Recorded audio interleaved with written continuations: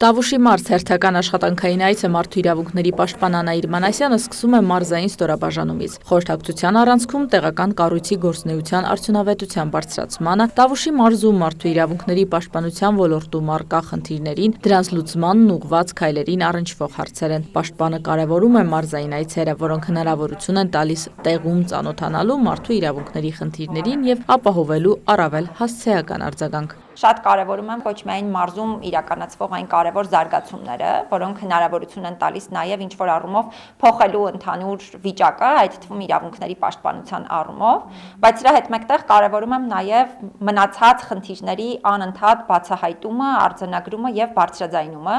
որպեսզի դրանք եւս ստանան իրենց պատշաճ լուծումները։ Ինձ համար կարևոր է ոչ միայն մարդկանց համար, այլ նաև մարդկանց հետ աշխատանքը, եւ երբ մարդկանց հետ ես անձնապես աշխատում, իհարկե շատ ավելի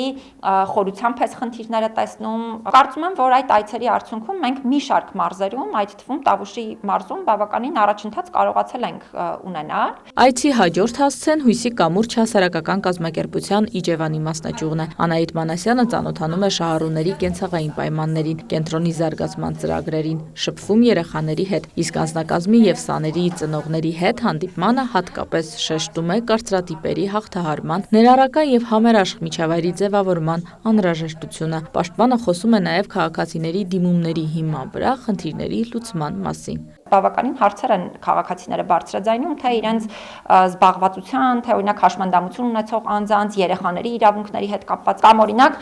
զորամասերից մենք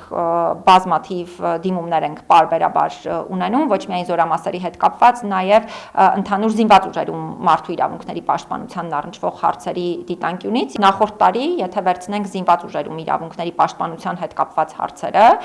որոնք բավականին շատ են նաև հենց Տավուշի մարզից, մենք շուրջ 70% դրական լուծումներ ենք ունեցել, այդ թվում անհատական դեպքերով։ Պաշտպանի այցն ավարտվում է Պաշտպանության նախարարության զորամասի հրամանատարական եւ սպայական կազմի հետ հանդիպմամբ։ Մանասյանը ծանոթանում է զինծառայողների սոցիալ-կենցաղային պայմաններին, քննարկվում են նրանց ընտանիքների իրավունքների պաշտպանության հետ կապված հարցեր։